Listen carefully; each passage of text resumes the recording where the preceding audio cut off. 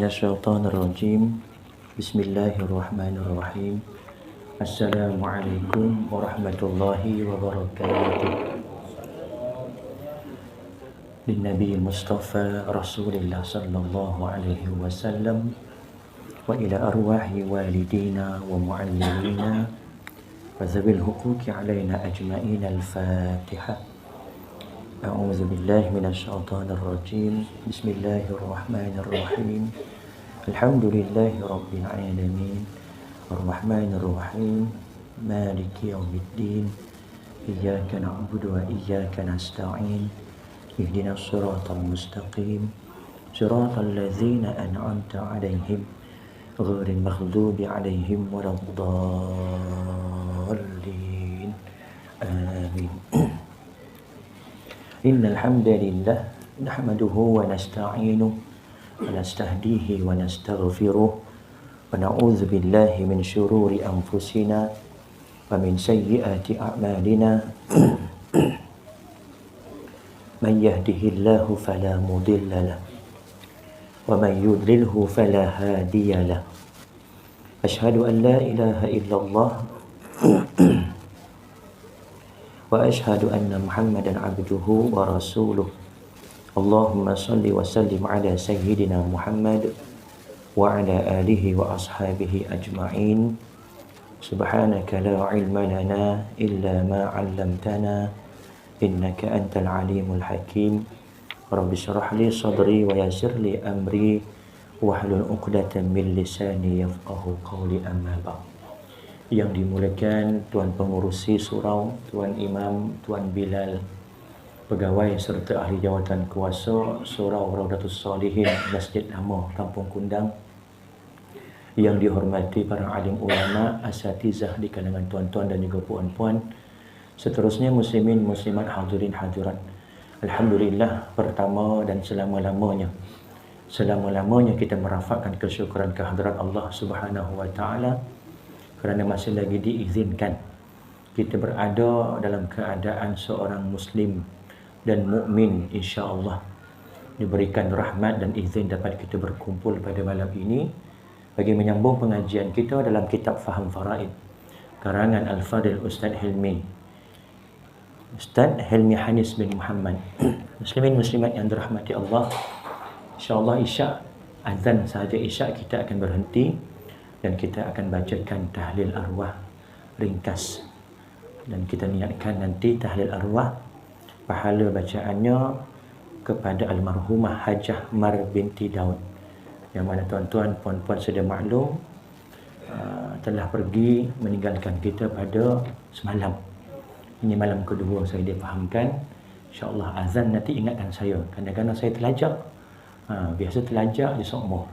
Jadi ingatkan, kita berhenti dan teruskan dengan tahlil, insya-Allah. Muslimin muslimat yang dirahmati Allah. Allah Subhanahu wa taala, Nabi sallallahu alaihi wasallam berfirman, bersabda, yang bermaksud belajarilah ilmu faraid dan ajarkanlah ia kepada manusia. Sesungguhnya kata Nabi sallallahu alaihi wasallam, ilmu faraid ini merupakan nisful ilmi, separuh, 1/2 daripada ilmu. Wahwa yunsa wahwa awwal syai'in yunza'u min ummati. Dan ilmu faraid ini antara ilmu yang dilupakan dan antara ilmu yang pertama terawal dicabut di kalangan umatku, kata Nabi sallallahu alaihi wasallam. Kalau kita lihat pada sirah, para sahabat mengambil berat tentang ilmu faraid kerana dalam hadis-hadis yang lain, banyak beberapa hadis Nabi SAW memerintahkan kepada kita supaya belajar dan ajarkan. Ta'allamul fara'idha wa'allimuha. Belajar dan ajarkan, kerana ilmu ini akan dilupakan. Ilmu ini antara yang terawal dicabut. Tuan-tuan belajar, jangan tinggal. Sebab biasa kalau tinggal, dia akan lupa. Bahkan bukan hanya orang yang belajar lupa, yang mengajar pun boleh lupa. Yang mengajar pun boleh lupa. Tak payah lama-lama, setahun cukuplah berhenti mengajar. rasanya memang akan hilang. Kena buka balik buku A sampai Z. Kerana ilmu ini ilmu yang Nabi katakan 1400 tahun dahulu, ilmu yang akan dilupakan. Dan antara tanda lagi kenapa Nabi mengatakan ianya dilupakan, kerana pengajian faraid ini antara pengajian yang kita panggil rare lah. Sebab jarang ada kat masjid-masjid surau. Kalau ada pun tak ramai. Alhamdulillah malam ni ramai. Kebetulan mungkin sebab tahlil. Tak apalah. Mungkin yang baru datang, baru dengar, rasa seronok dan tertarik, insya-Allah pada perjumpaan akan datang lagi. Muslimin yang dirahmati Allah, kita sambung pengajian kita dalam kitab Faham Faraid, muka surat yang ke 33. Kita masuk dalam surah An-Nisa ayat Al-Quran, surah An-Nisa ayat yang ke 176. Kalau salah tolong perbetulkan, yang lepas pada tarikh 4 hari bulan 12 2023. Ayat yang lepas, yang sebelum ini berkait tentang suami. Masih ada yang tanya dengan saya, WhatsApp saya, Ustaz, kurang jelas berkenaan dengan bahagian suami. Adakah bahagian suami ini hanya terkesan dengan keberadaan anak sahaja? Sebab kalau kita lihat pada ayat Al-Quran ini, kalau tuan-tuan lihat pada ayat Al-Quran ini, walakum nisfuma. Nisfuma ni bermaksud separuh. Separuh, 1/2 nisfu. Kalau kita lihat pada terjemahan, bagi kamu suami-suami 1/2. Bila mana? Daripada harta yang ditinggalkan oleh isteri kamu jika mereka tidak mempunyai anak. Tuan-tuan lihat dalam terjemahan JAKIM ke, terjemahan Indonesia ke, terjemahan bahasa yang tuan-tuan faham. Dalam tafsir sebut walad di sini adalah bermaksud anak. Maka timbullah persoalan-persoalan. Ada yang mengatakan, aku adik-beradik si mati tak ada anak lelaki, maka aku merupakan waris. Dia beranggapan bila tak ada anak, maka dia sebagai adik-beradik menjadi waris. Saya buat carta ataupun rajah supaya kita nampak. Si mati nak bagi nama siapa? Biasa sebagai nama Sidik. Kita bagi nama Sidik jugalah. Ini Sidik. Sidik berkahwin, nama isterinya Ros. Contoh. Kemudian Sidik ni meninggal dunia. Sidik meninggal dunia. Tanpa ada anak. Anak Sidik ni tak ada. Dia tak dikurniakan anak, belum ada rezeki, meninggal dunia. Maka Ros. Tadi kalau kita lihat pada ayat, bagi suami, dia dua keadaan. Suami, dua keadaan. Satu adalah 1/2 dan satu lagi 1/4. Bila mana suami dia dapat 1/2, suami dia dapat 1/2 dan juga 1/4. 1/2 ketika mana si isteri mati tidak meninggalkan anak, mengikut terjemahan. 1/4 ketika mana si isterinya mati meninggalkan anak. Maknanya isteri dia ada anak. Tak kira anak dengan dia ataupun dia kahwin dengan janda. Janda anak seorang, kahwin dengan lelaki baru, tak dikurniakan anak. Matilah janda ni, suami dia dapat 1/4. Kerana status si mati ada anak. Isteri pun ada dua keadaan. 1/4 dan lagi 1/8. 1/4 ketika mana? Ketika suaminya mati, tiada anak. 1/8 ketika suaminya mati, ada anak. Mengikut terjemahan. Dan para isteri memperolehi 1/4 harta yang kamu tinggalkan jika kamu tidak mempunyai anak. Jika kamu mempunyai anak, maka isteri memperolehi 1/8. Dua sahaja keadaan. Suami 2, isteri 2. Suami 1/2, 1/4. Isteri 1/4, 1/8. Jika tiada anak menurut terjemahan. Tetapi dari segi fiqh, dari segi hukum faraid. Andai misal kata Siddiq ni mati, tidak ada anak, sama ada anak bersama dengan Ros ataupun dia ni sebagai duda, dah pernah berkahwin pun tak dikurniakan anak, mati isteri dia yang pertama, kahwin isteri yang kedua, atau bermadu 4 orang isteri dia empat tu tak ada melahirkan anak dia, maka status Siddiq ini mati tidak meninggalkan anak. Ros dapat 1/4 ke 1/8? 1/4. Isteri dua keadaan, 1/4, 1/8. Dia dapat 1/4. Andai misal kata Siddiq ni ada anak, contohlah anak lelaki yang bernama Ramli. Hidup lagi Ramli. Masa Siddiq mati tahun 2023, dia ada 2 orang waris. Yang pertama Ros, isterinya. Yang kedua anak lelaki yang bernama Ramli. Ros dapat 1/4 ke 1/8? 1/8. Kerana Siddiq ada anak. Ramli ni berkahwin, ada anak. Bawah Ramli ni ada anak. Contohlah nama anak Ramli ni siapa? Rosli. Contoh. Kalau ada keputusan sama, minta maaf. Tak ada kaitan dengan yang hidup atau yang telah meninggal dunia.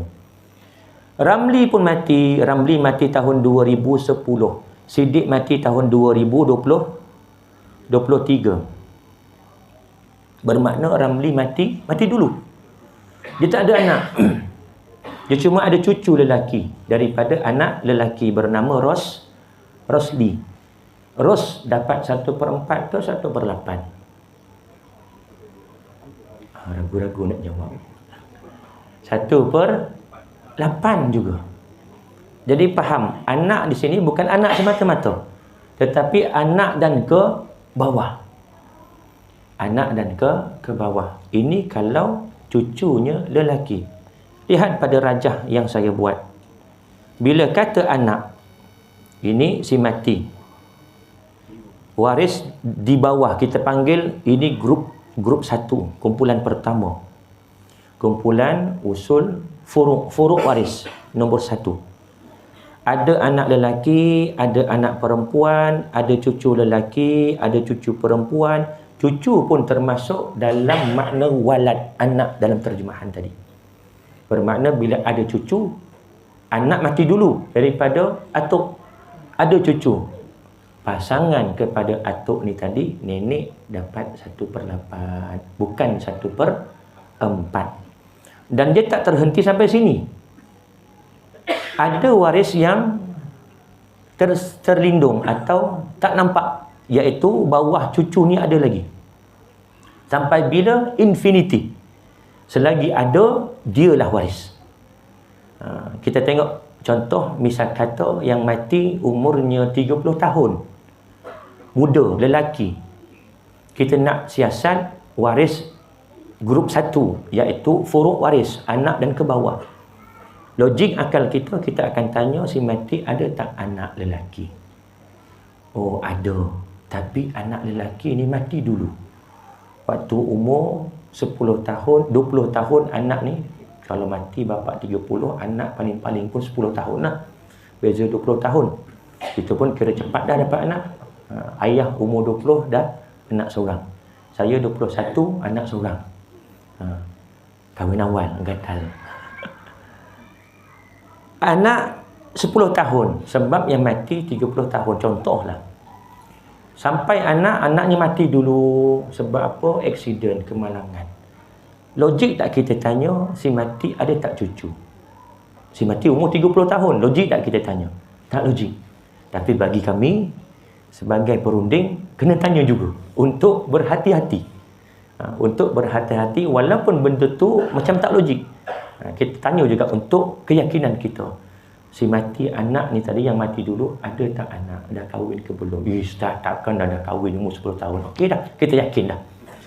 Walaupun awal tu dah yakin, kita nak yakin lagi. Tetapi kalau yang mati usianya 100 tahun. Contoh, si mati ni usianya 100 tahun. Kita akan tanya, anak lelaki si mati ada ke tidak? Ada Ustaz, tapi dah mati dulu. Bermakna boleh jadi usia anak yang mati dulu ni 80 tahun. Kita ambil 25 tahun dah beza.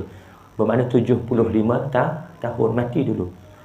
Jangan terhenti sampai situ. Kita akan tanya lagi. Anak si mati ni ada tak anak lelaki lagi? Bermakna cucu lelaki daripada anak lelaki. Ada Ustaz, tapi pun mati dulu. Kemalangan contoh. Kita anggaplah cucu si mati usianya 50 tahun. Beza 50 tahun dengan atuknya. Jangan terhenti sampai situ. Sebab logiknya 50 tahun boleh jadi ada anak. Bahkan boleh jadi ada cucu. Kita akan tanya lagi. Cicit si mati. Anak kepada anak lelaki tadi. Ada ke tidak? Ada Ustaz. Hidup lagi ke tidak? Pun mati juga sakit COVID, na'udzubillah. Contoh. Mati juga. Usianya berapa? Usianya 30 tahun. Logik tak akal kita tanya lagi? Logik. Sebab 30 tahun boleh jadi dah berkahwin dan mempunyai anak. Tanya lagi. Bermakna ada berapa lapis kat situ? 5, 6 lapis. Daripada anak, cucu, cicit, apa lagi? Cuit, apa namanya? Tak kisahlah apa-apa istilah. Yang penting jalur daripada anak lelaki. Mesti kena jalur anak lelaki ni. Anak perempuan, kalau ada anak, cucu lah kita panggil. Cucu kepada si mati, ni ada anak. Ini bukan ahli waris. Bila kata cucu, cicit dan ke bawah, mesti dari jalur anak lelaki. Anak lelaki, cucu lelaki bawahnya, cicit lelaki bawahnya. Kalaulah tiada, grup satu ni baru pergi kepada grup yang kedua, iaitu bapa dan ke atas. Bapa, datuk, buyut, apa lagi? Macam-macam istilahnya. Tak ada juga. Grup yang kedua ni tak ada. Sebab si mati usia 100 tahun. Kita tanya. Kalau orang lain mungkin tak tanya dah. Kami kena tanya. Sebab tak mustahil. Ayahnya ada lagi. Berusia 120 tahun contoh. Arwah ada tak ayah? Tak ada dah Ustaz. Yang mati ni pun 100 tahun usia dia. Logik tak tanya datuk? Dah tak logik dah. Sebab boleh jadi datuk kalau ada pun berusia 150 tahun. Maka pergi kepada grup yang ketiga, iaitu adik-beradik. Dekat sinilah grup yang ketiga ni adik-beradik. Dia kata si mati tak ada anak lelaki, akulah waris yang terdekat. Salah. Kaedah prinsip tu salah. Kerana kita kena lihat tak ada anak, ada tak cucu? Tak ada cucu, ada tak cicit? Kalau tak ada grup satu, dia kena pergi grup dua dulu. Ada tak ayah si mati? Kalau ada ayah, adik-beradik terhalang. Tak kira adik-beradik seibu sebapa atau seibu. Tak ada ayah, ada tak datuk? Ada datuk, adik-beradik terhalang. Ini kaedah untuk kita menentukan di kalangan suami isteri. Dan dia terpengaruh dengan adanya kewujudan anak dan ke bawah. Bukan hanya anak semata-mata. Begitu juga bagi hal adik-beradik, dia tertakluk pada kewujudan, terpengaruh dengan sebab wujudnya anak atau bapa dan ke atas dan ke bawah bagi si mati. Malam ni kita sambung pada ayat 176. Surah An-Nisa. 3 ayat ni. Ingat betul-betul tuan-tuan, ingat hafal 3 ayat dia. Tak banyak ayat yang berkait tentang pembahagian ahli fardu kepada waris. Surah An-Nisa ayat yang ke-11, ayat yang ke-12, surah An-Nisa juga, ayat 176. 3 ayat ni saja. 111 cerita tentang anak-anak, anak lelaki, anak perempuan, seorang berapa, 2 orang berapa, kemudian kepada bapa, kepada ibu. Ayat yang ke-12 cerita tentang suami berapa, isteri berapa, adik-beradik seibu berapa. Ayat yang 176 ni malam ni kita masuk dalam hal adik-beradik seibu sebapa dan sebapa. Apa kata Allah Subhanahu wa taala? A'udzubillahi minasyaitonir rajim. Yastaftunaka qulillahu yuftikum fil kalalah. Kalalah ni satu istilah. Ini mru'un halaka laisa lahu waladun walahu ukhtun falaha nisfu ma tarak wa huwa yarithuha illam yakul laha walad fa in kana tasnai nataini falahumas sulusani mimma tarak wa in kanu ikhwatun rijalan wa nisaan falizzakari mithlu hazzil unsayain yubayyinullahu lakum an tadillu wallahu bikulli syai'in alim. Yang bermaksud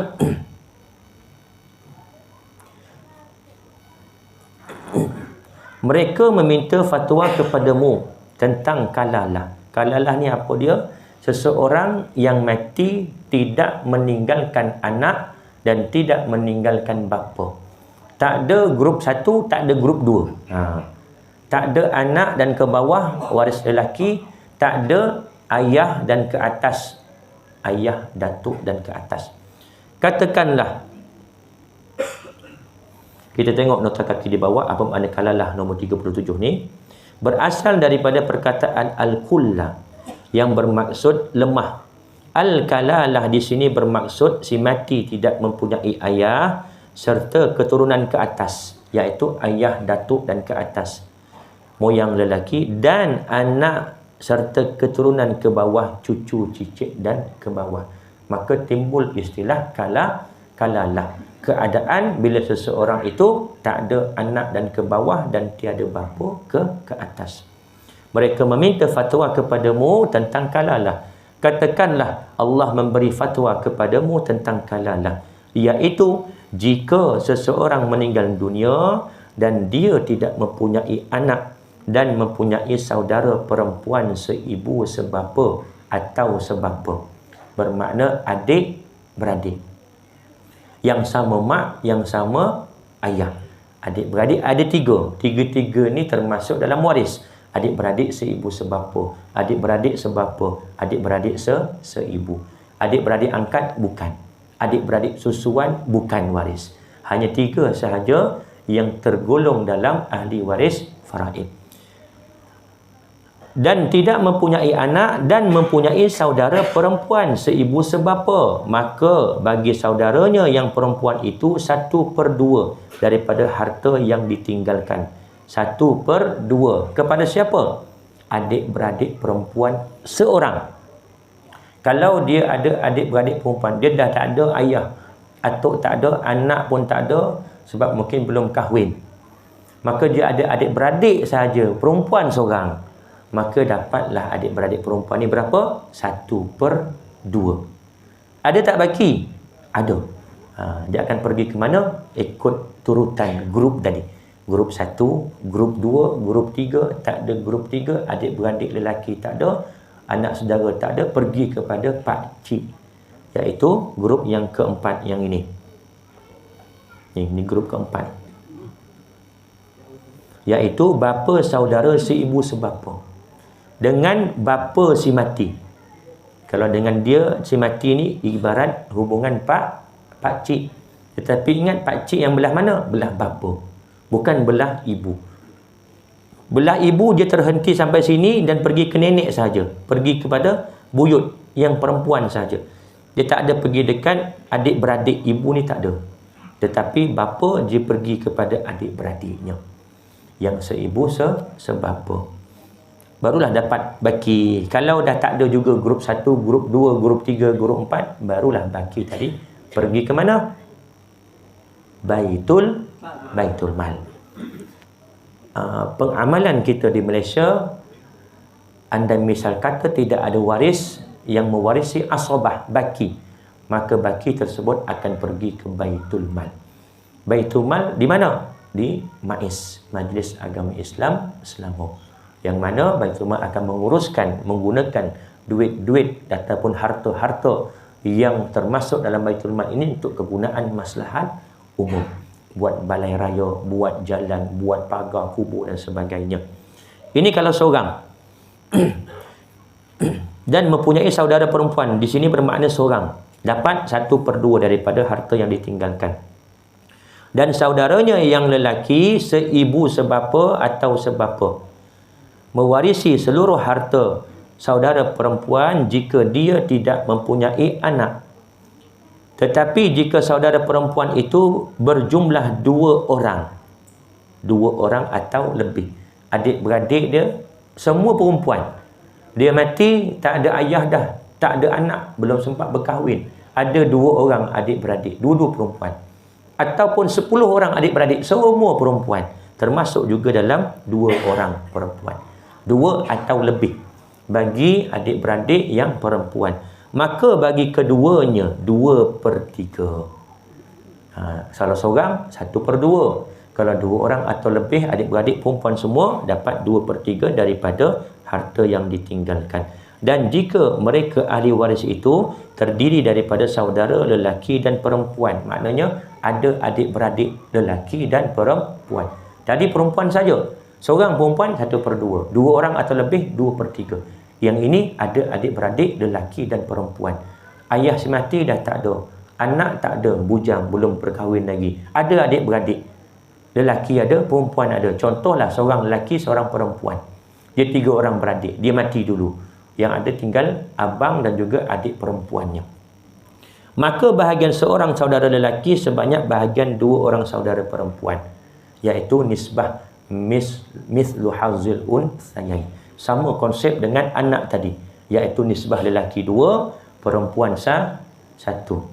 Andai misal kata yang ada adik-beradik seorang tetapi lelaki, ayah si mati tak ada, anak tak ada adik-beradik lelaki seorang, maka yang seorang ini akan mewarisi keseluruhan harta si mati. Sebab lelaki. Andai misal kata yang tinggal 3 orang, semua lelaki, maka 3 orang ini dia akan mewarisi keseluruhan harta si mati. Andai misal kata yang ada seorang adik-beradik perempuan, dapat 1/2. Andai misal kata ada 2 orang adik-beradik perempuan sahaja, dapat 2/3. Andai misal kata ada 5 lelaki, 5 perempuan contoh, maka dapat asabah bil ghairi dengan nisbah lelaki 2, perempuan 1. Macam mana nak kira ustaz? 21 ni, yang lelaki berapa jumlahnya kalikan 2, tambah yang perempuan. Misal kata tadi 5 lelaki, 5 perempuan. 5 lelaki kalikan 2. 5 kali 2, 10. Tambah jumlah perempuan 5. 10 tambah 5, 15. Bermakna lelaki 2/15. Perempuan 1/15. Misal kata harta 15 juta. Lelaki, adik-beradik lelaki dapat 2 juta.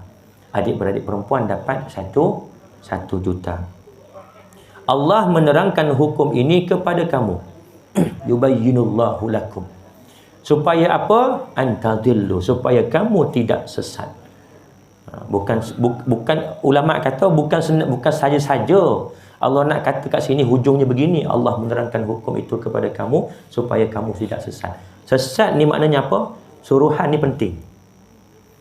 Bermakna perintah ni penting supaya hujungnya Allah memberi ancaman. Kira ancam lah tu supaya kamu tak sesat, supaya korang tak sesat. Sebab tu Allah terangkan benda ni.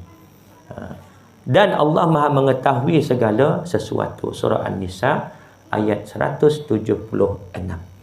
Sebab penurunan ayat ini adalah riwayat Imam An-Nasai daripada Sayyidina Jabir.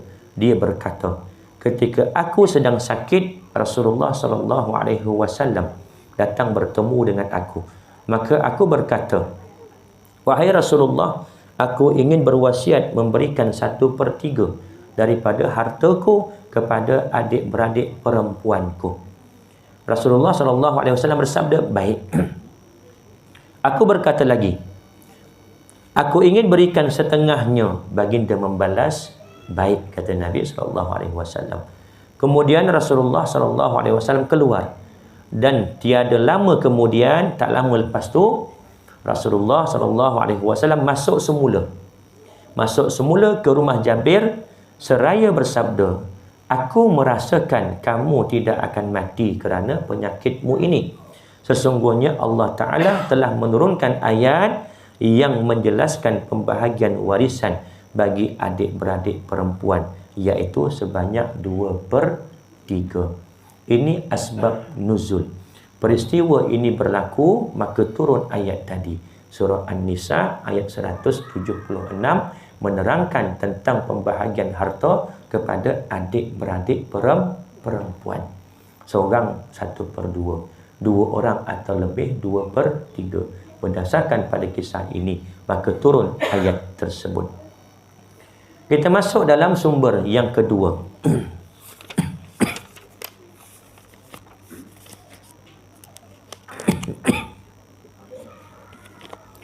Sumber hukum faraid yang kedua, yang lepas tentang sumber hukum faraid dari Al-Quran. 3. Surah An-Nisa ayat 11. Surah An-Nisa ayat 12. Surah An-Nisa ayat 176. Kita masuk sumber hukum faraid yang kedua, iaitu hadis Nabi SAW. Berikut adalah di antara hadis-hadis Rasulullah SAW yang berkaitan dengan hukum faraid. Hadis pertama. Ani bin Abbas qala Rasulullah sallallahu alaihi wasallam alhiqul faraidha bi ahliha fama baqiya fahuwa li aula rajulin zakarin, muttafaqun alaih. Hadis sahih riwayat Imam Bukhari dan Imam Muslim. Maksudnya apa? Daripada Abdullah bin Abbas radhiyallahu anhuma berkata, sabda Rasulullah sallallahu alaihi wasallam, berikan bahagian warisan yang ditentukan kepada pemiliknya, iaitu ahli fardu. Adapun bakinya, maka bagi waris lelaki yang paling dekat nasabnya. Hadis riwayat Imam Bukhari dan Imam Muslim. Di sini apa yang kita faham? Mesti kena dahulukan ahli fardu. Ada baki baru kepada ahli asabah. Asabah maknanya baki. Dan bila sebut asabah, ada 3 keadaan asabah ni. Sama ada bila dia berseorangan, dia akan mewarisi keseluruhan harta si mati. Macam kisah tadi, seorang mati, ada anak lelaki seorang, maka dia akan mewarisi keseluruhan harta si mati. Tak ada anak, tak ada ayah, ada adik-beradik lelaki seorang, dia akan mewarisi keseluruhan. Diberi nama asabah bi nafsi. Dan ada kala dia mewarisi selepas ahli fardu mendapat dahulu. Dalam kaedah pembahagian faraid, ahli fardu perlu ditentukan dahulu. Contoh, si mati meninggalkan ibu, meninggalkan bapa, meninggalkan seorang isteri, meninggalkan seorang anak lelaki. Dia kena tulis baru nampak. Kalau tak, kita hayat tak ke mana. Si mati meninggalkan ayah, meninggalkan ibu, meninggalkan isteri seorang, meninggalkan anak lelaki. Dekat sini siapa ahli fardu, siapa ahli asabah. Ahli fardu maknanya apa? Yang disebutkan dalam Al-Quran dalam 3 ayat tadi. Surah An-Nisa ayat 11, ayat 12 dan juga ayat 176. Siapa yang disebutkan? Ibu, bapa, anak perempuan, kemudian adik-beradik perempuan. Ini untuk ahli fardu. Makna fardu ni apa? Ditentukan 1/2, 1/4, 1/6 disebut dalam Al-Quran. Walakum nisfu ma taraka azwajukum, bagi kamu suami-suami 1/2. Ini bermakna dia ahli fardu kerana dah ditentukan oleh siapa tentukan? Allah Subhanahu wa taala. Ayah ditentukan ke tidak? Ditentukan. Fali abawaihi likulli wahidin minhum sudus. Bagi kedua ibu bapa 1/6. Ketika mana si mati mempunyai anak. Ada tak anak? Ada. Anak lelaki ni. Maka bapa dapat 1/6. Ibu juga dapat 1/6 kerana si mati ada anak lelaki. Isteri, tadi kita baru bincang, 2 keadaan, 1/4, 1/8. Dapat 1/4 ke 1/8? 1/8 kerana si mati ada anak. Kemudian anak lelaki dia dapat asabah atau baki. Makna kena bagi dulu yang fardu ni, barulah anak lelaki ni dapat baki. Ada tak baki? Boleh jadi ada, boleh jadi tidak. Itu keadaan yang ketiga. Boleh jadi asabah ni dia tak mendapat apa-apa kerana tak ada baki.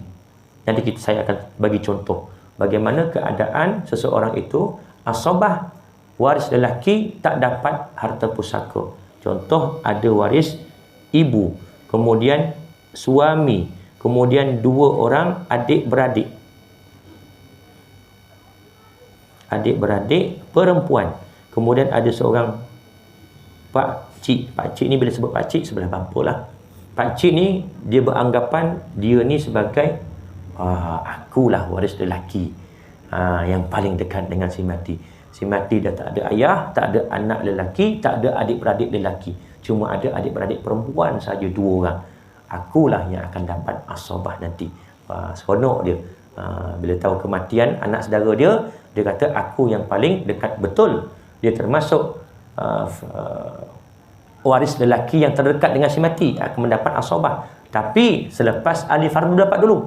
Sekarang isu dia, adakah ada baki ataupun tidak. Sebelum kita kira yang ini, kita kirakan yang ni dulu. Yang bahagian ayah, ibu, isteri. 6, 8. GSTK atau asal masalah ni berapa? 24. Kenapa 24? 24 boleh bahagi 6. 24 boleh bahagilah 8. 24 bahagi 6 berapa? 4 kali 1 4 lah. 24 bahagi 6 4 kali 1 4. 26 bahagi 3 26 bahagi 8 blur dah. 24 minta maaf, saya yang blur. 24 bahagi 8 jawapannya 3. Tapi atasnya 1. 3 kali 1 3. Bermakna 4 tambah 4 tambah 3 10. Betul? 11. 11. Ada tak baki daripada 24? Ada. 24 tolak 11 berapa? 13. Maka anak lelaki ni dapat 13. Macam mana nak kira? 4/24. 4/24. 3/24. 13/24. Kalau ada 24,000, ayah dapat 4,000. Ibu dapat 4,000. Isteri dapat 3,000. Anak lelaki dapat 13,000. Ada tak baki? Ada. Baru dapat. Mana keadaan yang kedua. Selepas fardu, ada baki, baru dapat asabah. Ni keadaan yang ketiga. Tak dapat apa-apa. Contoh, ibu. Ibu dapat berapa? 1/6. Kerana ada saudara si mati 2 orang atau lebih, iaitu ini 2 orang adik-beradik seibu sebapa yang perempuan dengan si mati. Suami dapat berapa? 1/2. Kerana si mati tidak ada anak. Kalau ada anak dah masuk dalam ni dah, tapi si mati tak ada anak, jadi suami dapat 1/2. 2 orang adik-beradik baru kita bincang tadi dapat berapa? 2/3. 6, 2, 3. Berapa asal masalah atau GSTK? 6. Bermaksud 6 boleh bahagi 6, 6 boleh bahagi 2, 6 boleh bahagi 3. 6 bahagi 6, 1 kali 1, 1. Bahagian ibu, 1/6. 6 bahagi dengan 2, kalikan 1, 3 kali 1, 3. 6 bahagi 3, jawapannya 2. Kalikan 2, 4. 4 tambah 3 tambah 1 berapa? 8. Atas ni 6 je. Macam mana utang? Betul. Istilahnya utang. Istilahnya utang. Nanti kita akan masuk dalam bab aul. Dalam bab aul nanti pada muka surat berapa ya? Dalam bab aul iaitu pengiraan yang melebihi. Kita kira-kira lebih daripada asal masalah. Dalam kes ni bila kata aul, maka pembawahnya bukan lagi 6. Pembawahnya akan jadilah 8. Bermakna ibu 1/8, suami dapat 3/8. Ambil daripada sini.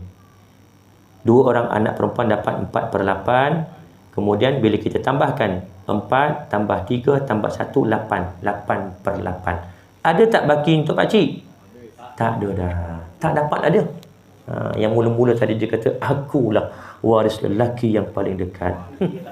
Abuk pun tak ada. Abuk pun tak ada. Jadi keadaan asabah ni tak semestinya dia dapat. Boleh jadi dapat, boleh jadi tak dapat. Boleh jadi dia lebih banyak daripada ahli fardu. Macam ini anak lelaki, dia lebih banyak daripada maknya sendiri. Ibunya cuma dapat 3/24, tetapi anak lelaki dapat 13/24. Dan boleh jadi juga asabah, iaitu pakcik ni tadi tak dapat. Dah azan. Saya rasa juga sekadar itu. InsyaAllah kita akan sambung